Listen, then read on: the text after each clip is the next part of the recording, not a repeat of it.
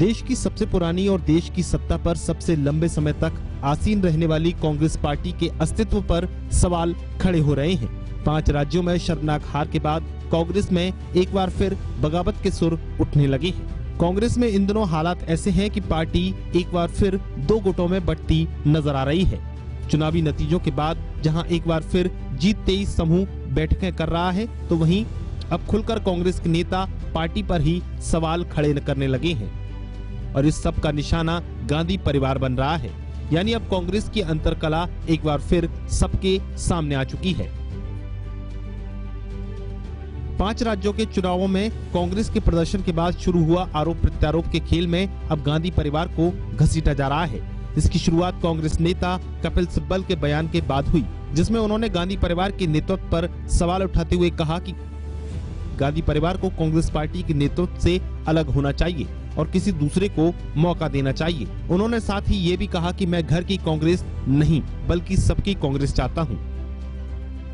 सिब्बल के बयान के बाद अब कुछ कांग्रेसी नेता गांधी परिवार के बचाव में उतर गए हैं और कपिल सिब्बल को ही निशाने पर लेने लगे हैं। नेताओं का कहना है कि सिब्बल का बयान कांग्रेस को कमजोर करने वाला है। कपिल सिब्बल वगैरह जो बयान आए हैं, चुनाव में कभी जाते नहीं, मेहनत तो करना नहीं है, पसीना बहाना नहीं है और उसके बाद केवल बयानबाजी करना, तो ये कांग्रेस को कमज़ोर करने वाली बात है।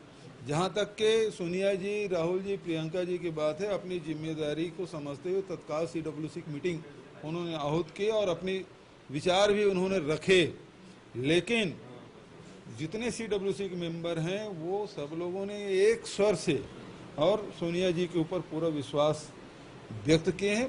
वो कांग्रेस में उनकी एंट्री हो गई, तो कांग्रेस का जो कल्चर है, संस्कृति है, संस्कार है और प्रक्रियाएं हैं, कैसे जमीन पे कार्यकर्ता के रूप में रगड़ाई हो पहले, फिर धीरे धीरे वो ब्लॉक में जिले के अंदर आए, उसके बाद में उसको चांस मिलता है प्रदेश में आने का।